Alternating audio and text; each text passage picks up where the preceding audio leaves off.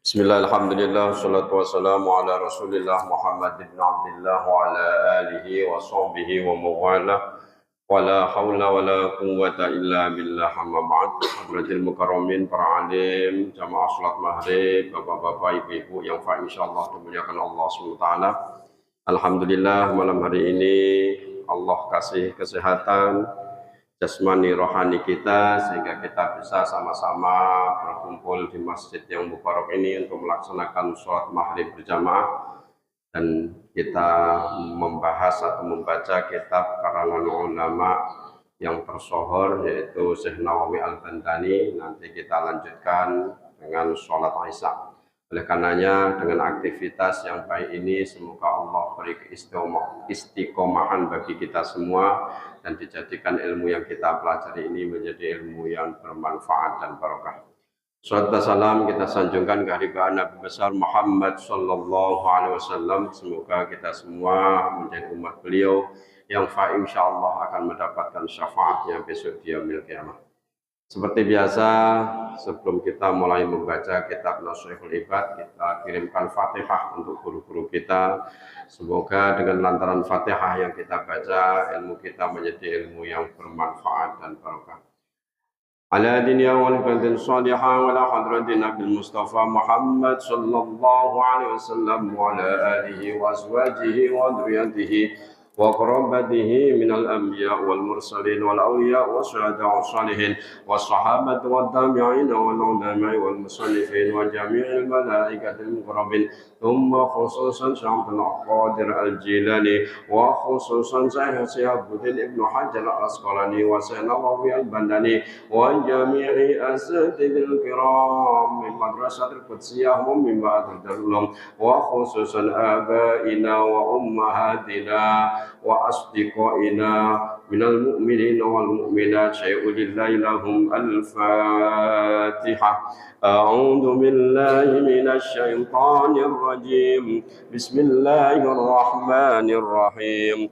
الحمد لله رب العالمين الرحمن الرحيم مالك يوم الدين إياك نعبد وإياك نستعين اهدنا الصراط المستقيم صراط الذين أنعمت عليهم غير المغضوب عليهم ولا الضالين آمين. اللهم صل وسلم وبارك عليه وعلى آله. يا رب بالمصطفى بلغ مقاصدنا واغفر لنا ما مضى يا واسع الكرم. يا رب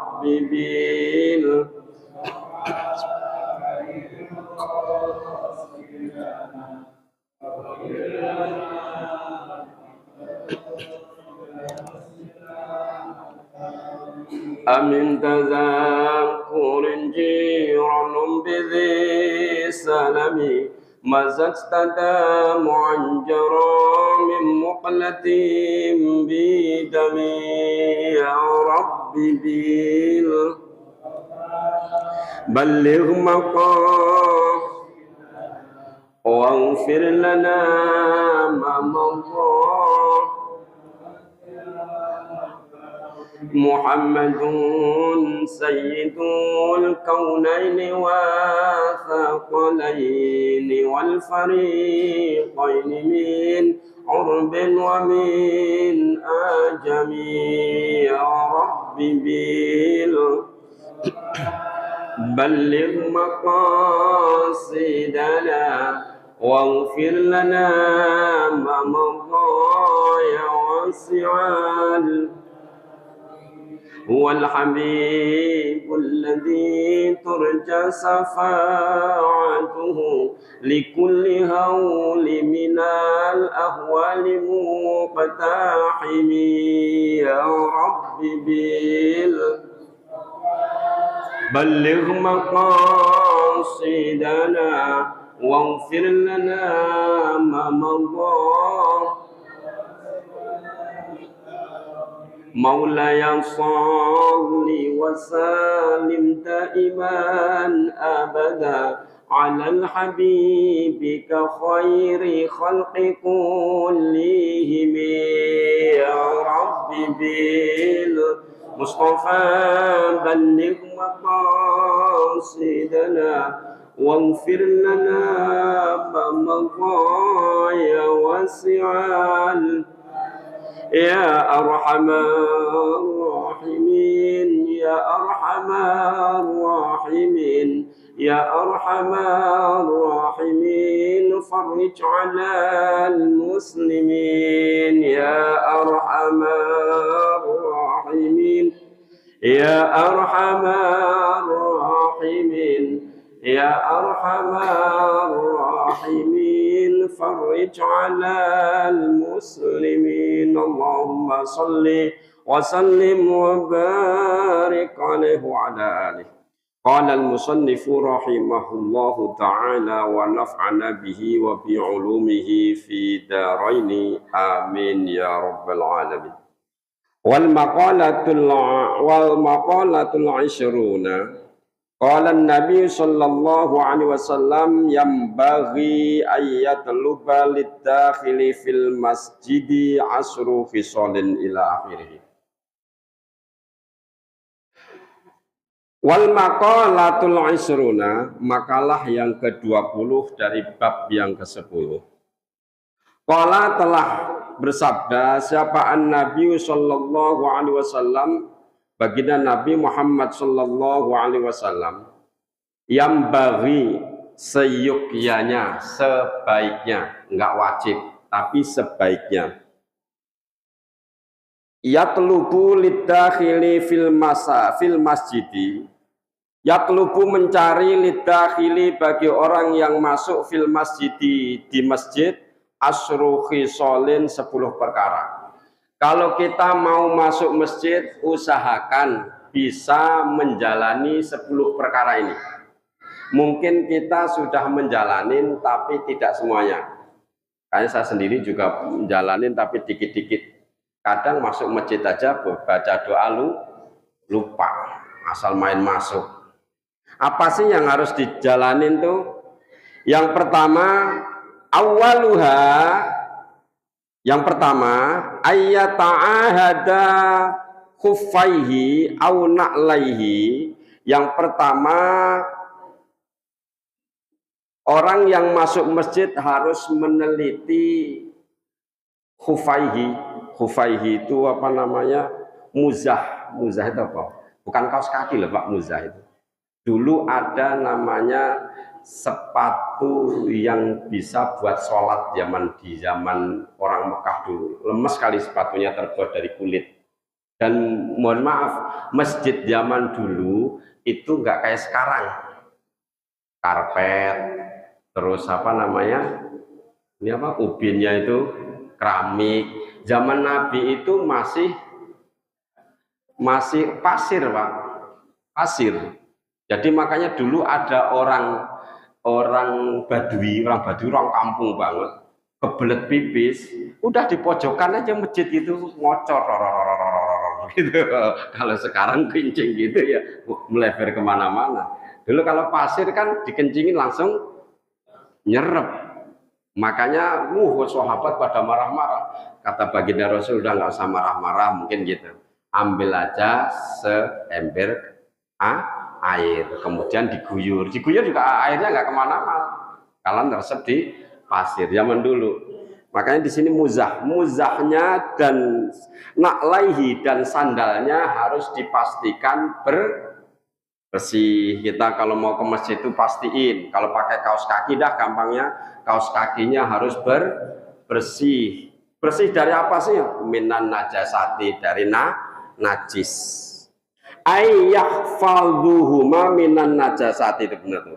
Yaitu menjaga keduanya, baik muzah maupun sendalnya harus suci dari najis. Li Allah taqa'a fil masjidi, supaya seandainya ada najis itu tidak mengenai masjid, supaya enggak masjidnya kena najis, gitu maksudnya. Dipastiin dulu Wa ayyabda'a birijlihil yumna. Nih, kalau masuk masjid dimulai dari kaki kanan. Kadang itu aja kita sering lupa. Sering lupa kadang masuk kaki kiri. Gantian masuk kamar mandi kaki kanan. Padahal kalau masuk kamar mandi nggak masuk WC harusnya kaki kiri, keluar kaki kanan. Kalau masuk masjid kaki kanan, keluar kaki kiri. Itu aja kita sering ketuker, Pak. Itu hal sepele itu, sering ketuker.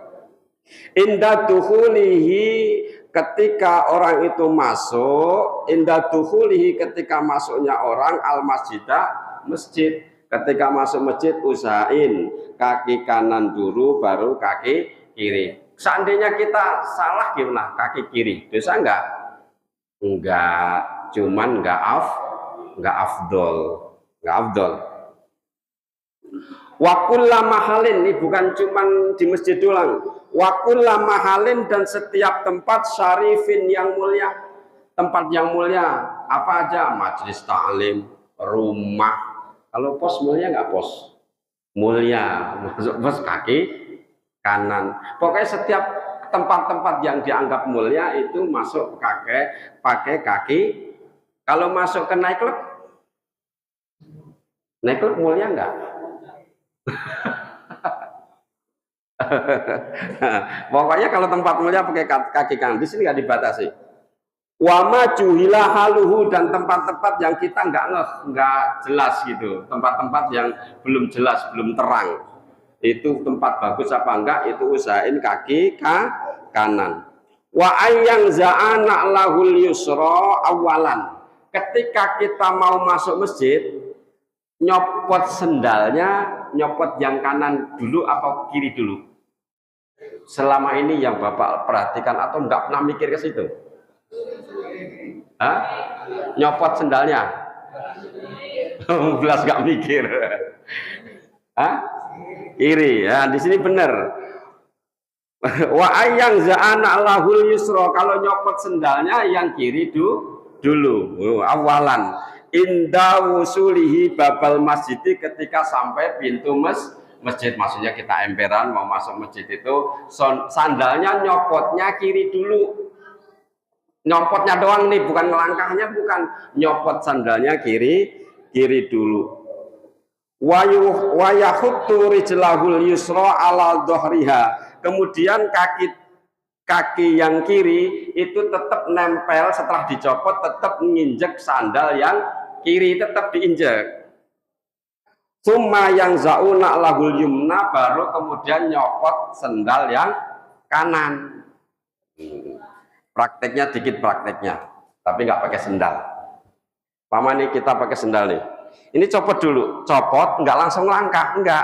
Copot, didiemin, terus yang kanan copot langsung langkah. Oh, ini mohon maaf, aku juga jarang meraktekin gitu. Ini hal sepele, tapi jarang kita perhatiin. Pak Ustadz jalanin nggak? Jujur aku nggak pernah mikir ke situ, Pak. Pokoknya masuknya kaki kanan. Masalah nyopot sendalnya tadi saya nggak pernah mikir kanan atau kiri dulu. Iya, kalau masuk kanan. Wafani, yang kedua, ayyakula idza dakhala, ayyakula yaitu supaya membaca, harus supaya aja. Siapa seseorang idza dakhala, ketika masuk masjid, ay aradatuhulu, yaitu ingin masuk masjid, apa yang diucapkan? A'udzu billahil azim wa biwajhihil karim wa sultanihil qadim minasyaitonir rajim. Panjang. Bacanya ini. A'udzu billahil azim biwajhil karim wa sultanihil qadim minasyaitonir rajim.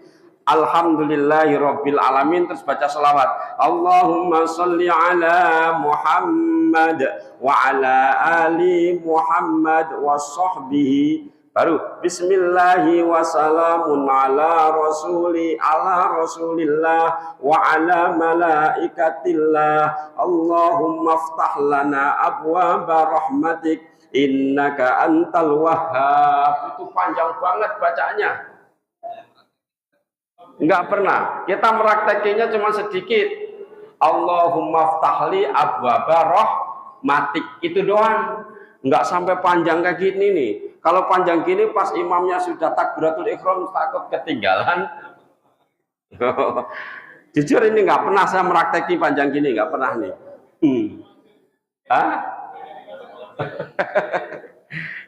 A'udzu, saya minta perlindungan billahi kepada Allah al-azimi yang agung, biwajhil karim dengan zatnya Allah yang mulia, wasultanihil qadim dan kekuasaan Allah yang terdahulu, minasyaitoni, minta perlindungan dari siapa? Minasyaitoni, dari setan ar-rajimi yang rajim, yang apa namanya,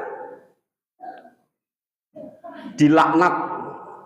Alhamdulillah, segala puji lillahi bagi Allah. Allahumma sholli ala sayyidina Muhammad. Artinya gini, pokoknya kita masuk masjid itu minta perlindungan dari godaan setan. Mungkin ini saya sendiri mungkin. Disingkat aja a'udzubillahi minasyaitonirrajim gitu. Terus baca sholawat Allahumma sholli ala sayyidina Muhammad wa ala sayyidina Muhammad. Terus Allahumma ftahli abwaba rahmatik. Udah. Kalau kalian ngikuti ini, a'udzubillahil azim biwajhil karim sultanil qadim minasyaitonir rajim. Alhamdulillah, Allahumma sholli ala Muhammad, panjang ini. Wa ala ali Muhammad wa sahbihi. Terus baru bismillahi wa salamun ala rasulihi wa ala malaikatillah. Panjang, enggak kelar-kelar. Allahumma ya Allah, iftah, bukakanlah lana bagi kita abwaba rahmatik, pintu-pintu kasih sayang. Makanya di ngajarin anak TPQ itu kalau masuk masjid yang dibaca itu doang. Dahulukan kaki kanan, belakangan kaki kiri, baru mengucapkan doa Allahumma ftahli abwaba rahmatik. Mungkin loh nih, kita enggak menuduh, mungkin ini aja jarang yang jalanin, yang pendek doang nih, Allahumma ftahli abwaba rahmatik, apalagi yang panjang sederet-deret tadi, mesti saya yakin belum pernah semua nih. Kita cukup aja Allahumma ftahli abwaba rahmatik. Kalau mau ditambah lagi, innaka antal wahhab, sesungguhnya engkau zat yang maha memberi. Au yaqulu, atau mengucapkan Allahumma ghfirli dunubi, ya Allah ampunilah dosa-dosaku, waftahli, dan bukakanlah li untukku abwaba rahmatik, pintu rahmatmu, pintu-pintu rahmat kau buka ya Allah, tobatku engkau terima. Tsumma yaqulu bismillah, baru bismillahnya taruh belakang. Ada dua kaul nih. Yang pertama Allahumma ftahli abwaba rahmatik innaka antal wahhab. Yang kedua Allahumma firli dunubi waftahli abwaba rahmatik.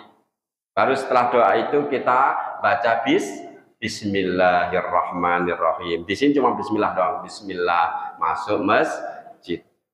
Yang penting sedikit dibaca dah. Allahumma ftahli abwaba rahmatik. Kalau itu enggak juga keburu, paling tidak baca bismillah. Udah. Dahulukan kaki kanan, nyopotnya kaki kiri. Ini adab masuk masjid luar biasa, lumayan loh. Ada 10 nih, baru 2 ini. 2 aja belum tentu kita jalanin. Watsalitsu, ini yang hampir nggak pernah juga nih. Watsalitsu, yang ketiga, ayyusallima ala ahlil masjidi, memberi salam kepada penduduk masjid, maksudnya itu yang sudah ada di dalam masjid, kecuali pas lagi sibuk pada sholat. Jadi kalau kita masuk ini kira-kira pada anteng itu kita assalamualaikum, Assalamualaikum, nggak apa-apa. Di sini disunahkan nih. Ini hadis Nabi nih. Tapi ini hampir nggak pernah juga ini. Iya, oh itu bagus tuh. Buka krek, Assalamualaikum. Wah, uluk salam namanya. Ayyusallima ala ahlal masjidi, mengucapkan salam kepada orang-orang yang ada di masjid. Wa ayyakula idza lam yakun fihi al masjidi masjidi ahadun. Kalau di dalam masjid itu tidak ada satu orang pun, apa kasnya nih? Malam-malam datang mendekati subuh, belum ada jelma, belum ada manusia satupun. Apa yang diucapkan? Assalamu alaina wa ala ibadillahis sholihin. Yang diucapkan itu Pak, bukan assalamualaikum, tapi bukannya assalamu alaina wa ala ibadillahis sholihin. Itu karena sampai kalau baca assalamualaikum nggak ada orang tiba-tiba waalaikumsalam kabur. Ya diucapkan apa? Mengucapnya assalamu alaina wa ala ibadillahi sholihin. Ini berlaku baik di masjid maupun di rumah. Kalau di rumah udah dipastiin rumah kita itu nggak ada orang, kita yang megang kunci klek-klek itu pasti nggak ada orang nih. Assalamu alaina wa ala ibadillahi sholihin, kemudian baca surat Al-Ikhlas 3 kali. Qul huwallahu ahad Allahus samad ila akhirih 3 kali. Pakai bismillah enggak, terserah, pakai boleh enggak juga enggak apa-apa, karena bismillah itu bukan sebagian dari surat Al-Ikhlas. Tuh. Jadi yang ketiga, mengucapkan salam kepada orang-orang yang ada di masjid kalau nggak disibukkan dengan kegiatan sholat. Lagi pada duduk gini, masuk assalamualaikum, nggak apa-apa. Atau pas ada kajian gini, takut ganggu, nggak salam, nggak apa-apa. Tapi kalau pas lagi diem nggak ada kegiatan, uluk salam. Kalau nggak ada orang, salamnya diganti assalamu alaina wa ala ibadillahi sholihin. Assalamu alaina, keselamatan alaina atas kita, wa ala ibadillahi sholihin, dan untuk hamba-hamba Allah yang soleh. Seperti tahiyat aja, tahiyat kan ada itu. Setelah assalamu alaika ayuhan nabi wa rahmatullahi wa barakatuh, terus assalamu alaina wa ala ibadillahi sholihin. Warabi'u, yang keempat, ayyakula asyhadu alla ilaha illallah wa anna muhammadan rasulullah wa anna muhammadar rasulullah. Yang keempat, habis baca doa tadi masih baca lagi syahadat asyhadu alla ilaha illallah wa asyhadu anna muhammadar rasulullah. Tartibnya gitu, cuman yakin kita belum jalanin, paling jalanin 1-2 tadi. Bismillahirrahmanirrahim, Allahumma ftahli abwaab rahmatik, masuk. Kadang kaki aja nggak diperhatiin, kanan apa kiri nggak perhatiin kalau buru-buru. Wal khamisu, yang kelima, alla yamurra baina yadayil musalli, tidak diperkenankan berjalan di depan orang-orang yang sholat. Kalau kita ada orang sholat, nggak boleh kita jalan di depannya, kecuali ada satir, ada penghalang. Itu kalau ada penghalangnya boleh. Tapi kalau nggak ada penghalangnya, kali gini mungkin dianggap penghalang nih, karena udah beda dengan apa namanya, soft di belakangnya, ini anggap aja ini udah penghalang.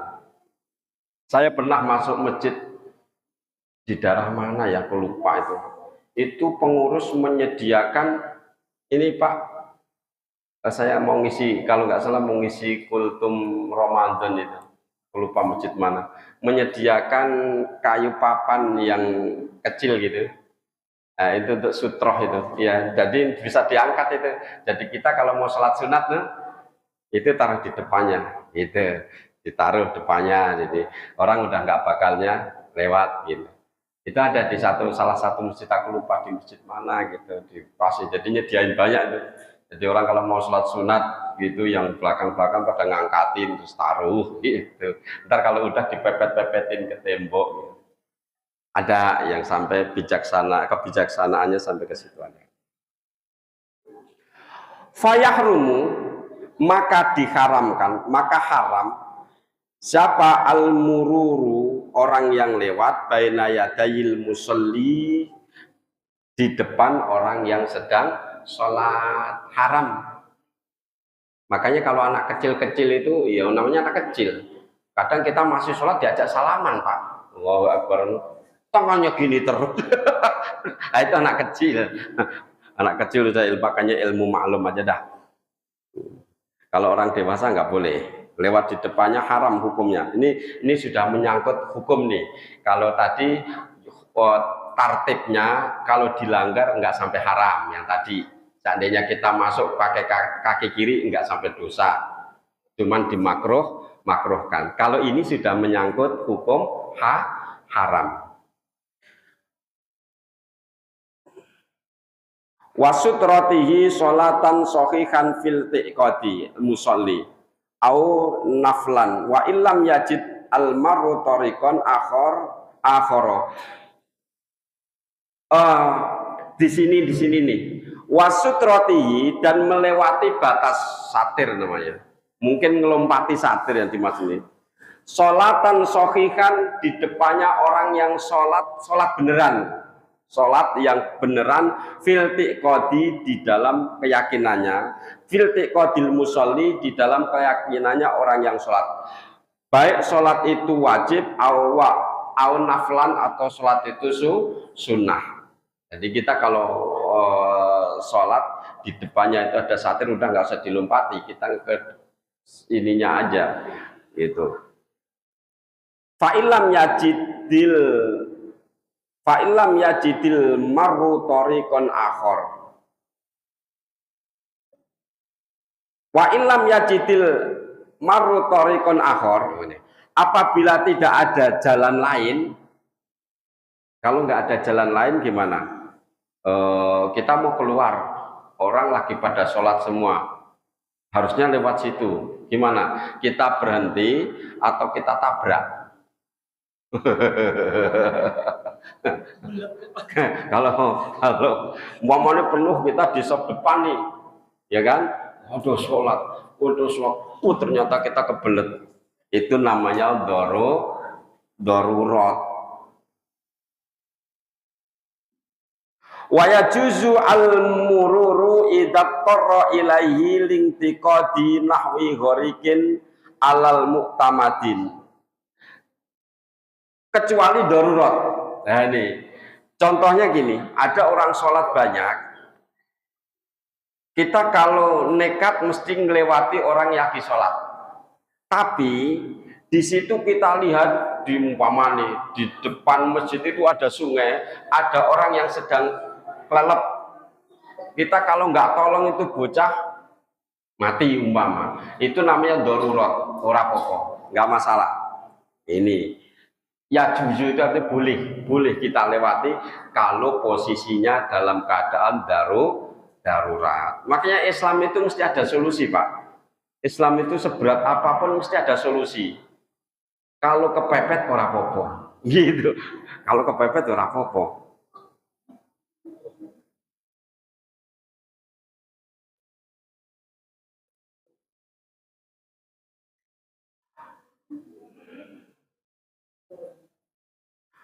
Amma ing qassarul musolli bi an shalla fi mahallin yaghlibu fihil al mururu dalikal waqta kal tawafi, atau gini sholat ini di tempat, di jalan yang sholatnya orang itu di jalan yang memang di situ bukan tempatnya sholat,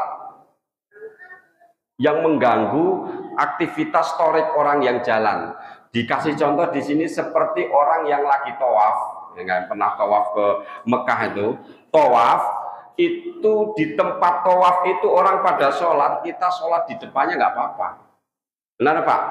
Kalau yang kemarin ke mana Mekah, yang umroh maupun haji, kita kadang lagi tawaf tuh, lagi tawaf di situ ada yang ngeyel tetap sholat, itu kan tempat untuk tawaf. Kok mereka sholat, kita jalan di depannya nggak apa-apa itu. Ini darurat namanya. Darurat nggak apa-apa. Kecuali memang sudah panggilan waktu sholat lagi jamaah, itu kan memang diberhentikan lagi. Oh, diberhentikan dulu untuk tawaf, kita ngeyel tawaf beda. Ini waktu tawaf tetap ada orang sholat, kita lewat di depannya nggak apa-apa. Ini namanya yamuru ala toriki, lewat jalan yang memang bukan tempat untuk sholat.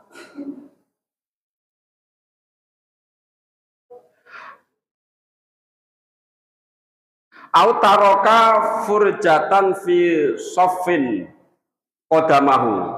Atau gini, nih kita pas lagi sholat nih, contoh kita lagi sholat, di depan kita itu masih ada sof yang kosong, ada sof yang kosong, sedangkan belakangnya itu sudah penuh. Kita mau ngisi sof depan, maka kita lewatin orang-orang yang sholat, kepingin ngisi sof yang kosong itu boleh ternyata. Paham Pak? Itu sering banget kan? Ini sof kosong nih, depan isi dulu depan, bikin barisan kedua, ya kan? Depan isi depan, bukan yang ngisi, masih baris ketiga. Akhirnya lihat nih kita, masih ada yang kosong tuh. Kita lewat gini nggak apa-apa Pak. Ternyata gitu, aku baru tahu juga nih hukumnya. Ternyata boleh melewati orang-orang yang lagi sholat kepingin ngisi sof yang kosong, walaupun ekstrim ini, itu boleh Pak, karena itu pentingnya tuh loh, luruskan dan rapatkan sof di situ. Makanya saya sering walaupun mepet di sana saya isi itu, selagi masih bisa buat sujud saya isi. Sayang Pak, apalagi soft depan itu pahalanya lebih gede. Kalau kita ngitung-ngitung pahala lebih gede. Cuman orang-orang ini, mohon maaf nih, banyak yang nggak mau sadar, diingetin soft depan, tetap aja bikin soft belakang. Malah yang maju ke depan anak kecil. Tuh, ini saking dimaklumi tuh, saking dimaklumi untuk ngisi soft itu.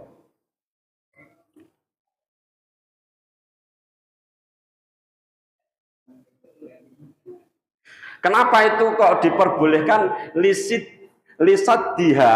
Karena untuk nutupi soft yang kosong tadi Pak. Saking dibutuhkan soft yang masih renggang tadi, untuk nutupi kerenggangan itu boleh melewati di depan orang yang sholat. Falayah rumu, maka nggak haram.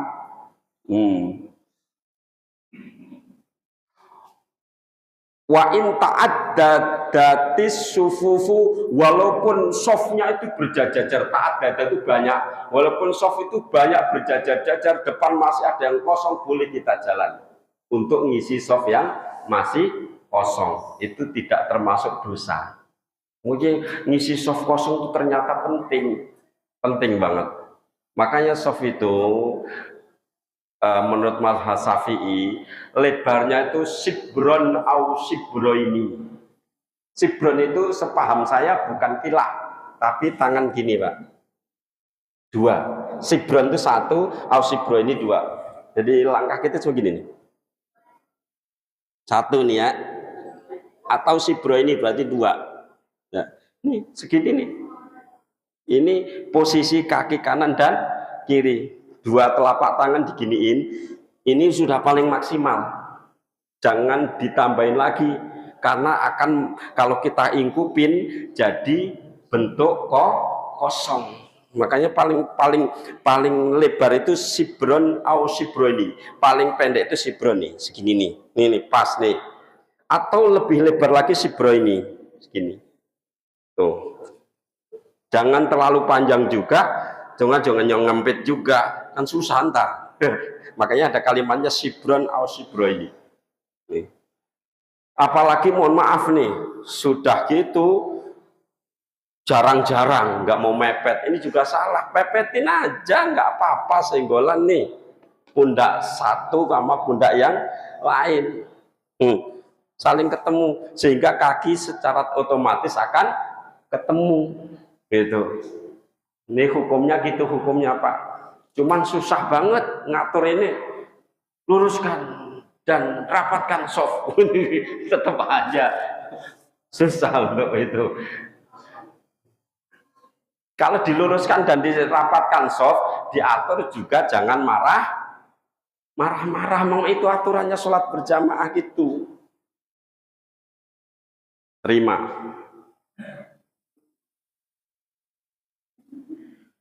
Wasadisu yang keenam, Allah ya'mala fil masjidi bi amalid dunya, dan tidak diperkenankan untuk di dalam masjid itu beramal dengan amal keduniaan dunia. Ka'ayyabi'a au yastaria, seperti jual beli. Nggak boleh Pak, akad di masjid nggak boleh. Berapa itu cincin? Kan ada yang dulu beli cincin dah 5 juta aja. Cincin yang mahal ada. Itu akadnya di masjid, mohon maaf, nggak boleh. Haram itu, nggak boleh itu. Akad di masjid. Kalau mau akad di luar, jangan di masjid. Wayusanu, dan disunatkan ayyakula inda ru'yati dzalika, orang yang melihat jual beli itu, sampai lihat orang jual beli di masjid transaksi. Disunatkan apa? Untuk mengucapkan la arbahallahu tijaratak, semoga Allah tidak memberi untung kepada kalian. Boleh Pak, itu disunatkan malah ngomong gitu. Semoga jual belinya nggak laku atau nggak beruntung. Makanya nggak boleh jual beli transaksi di masjid. Karena masjid itu transaksi ibadah kita kepada Allah. Nggak boleh untuk transaksi dunia. Kalau mau transaksi ngalahin, keluar, jangan di dalam masjid. Ini beratnya apa? Berat. Wasabi'u yang ketujuh, Allah yatakallama bikalamid dunya. Yang ketujuh, supaya kita tidak bicara urusan masalah dunia. Kalau urusan dunia jangan di dalam masjid. Ini mohon maaf, ini kadang kita juga kesandung nih, sering kita nggak sengaja ngomongin urusan dunia. Nah ini nggak boleh nih. Kanastidolatin, seperti mencari-cari barang yang hilang. Kalau ketinggalan gimana tuh? Mencari barang yang hilang tuh. Wa yusannu ayyakula inda sima idzalika, kalau ada orang yang nyari barang yang hilang di masjid, la raddahallahu alaika, semoga Allah nggak balikin. Tapi kalau kita lupa bawa handphone gimana? Nah, handphone lupa, payung lupa. Mungkin yang dimaksud di sini hilangnya di mana, cuman ngumuminya di masjid. Ini mungkin nih hilangnya di mana, terus diumumin, woi siapa masyarakat RW 10 yang merasa menemukan dompet atau kunci motor, mungkin ini yang nggak boleh ngumuminya di masjid. Tapi kalau barangnya memang tadi dibawa ke masjid lupa, kayak payung, mohon maaf nih, payung, handphone, terus apa yang saya ke bawah itu, sendal, itu kan nyari memang. Maka bawah, tapi di sini tuh barang yang hilang mungkin diumumin ya nggak boleh itu. Ini agak rumit juga nih. Wafaminu yang kedelapan, Allah yahruju hatta yusolliya rok'ataini. Yang ke-8, Allah yahruju wala yajlisu, agar orang yang masuk masjid tadi, ketika mau keluar, ya itu hatta tidak boleh keluar, layah ruju tidak boleh keluar, hatta yusolliya rakaataini, sehingga dia menunaikan sholat 2 rakaat. Di sini walayat jelisa, dia mau duduk bangkit, mau duduk aja disuruh sholat 2 rakaat, mau keluar juga disuruh sholat 2 rakaat. Wala yahruju wala yajlisu, tidak keluar dan tidak duduk di masjid hatta yusolliya rakaataini, sehingga dia menunaikan sholat 2 rakaat. Kalau pas masuk namanya sholat tahiyatul masjid. Kalau pas mau keluar ya sholat ba'diyah, kecuali sholat asar dan subuh. Subuh sama asar itu enggak ada ba'diyah, Pak. Jadi kalau sholat subuh nggak usah ba'diyah, kalau sholat asar juga nggak usah ba'diyah. Lakin idza dakhaltal masjidal haram, tetapi ketika kamu masuk Masjidil Haram, wa aradta at-tawafa, dan kamu kepingin juga tawaf, fal afdalu ay antabdi'a bitawafi. Kalau kalian masuk Masjid Haram, ini bagus sholat dulu apa tawaf dulu? Kalau Masjid Haram, nah ini zaman dulu Pak. Kalau zaman sekarang, zaman dulu itu orang tawaf nggak sebanyak sekarang. Sekarang mau ke depan Ka'bah itu susah. Kalau zaman dulu mungkin bisa. Nah itu kalau terjadi kayak gitu, mana dulu sholat 2 rakaat dulu atau tawaf dulu? Ternyata di sini antabdi'a bitawafi, utamakan sholat tawaf dulu. Summa tanwi bi rakaataini sunnatat tawafi wa tahiyatal masjid ma'an. Kemudian setelah tawaf niatkan sholat 2 rakaat, bisa diniatin sholat tawaf dan sholat tahiyatul masjid berbarengan, ma'an, berbarengan. Niatin, saya niat sholat tawaf dan sholat tahiyatul masjid. Allahu Akbar. Rakaat ini ya, 2 rakaat. Nih, jadi kalau kita mau masuk Masjidil Haram, utama mana? Sholat 2 rakaat sama tawaf dulu. Ternyata lebih utama tawaf dulu. Cuman kalau zaman sekarang tawaf dulu, pas mau sholat gitu tawaf dulu, kayaknya sudah enggak keburu karena desek-desekan penuh dan jaraknya semakin jauh Pak tawafnya itu. Saja karena sudah masuk waktu Isya, kita tutup kajian ini dengan bacaan Alhamdulillahirabbil alamin. Apabila penyampaian kami banyak salah dan keliru, itu murni dari kami pribadi. Kalau ada perannya dari Allah Subhanahu wa taala. Hadanallahu wa iyyakum ajmain. Assalamualaikum warahmatullahi wabarakatuh.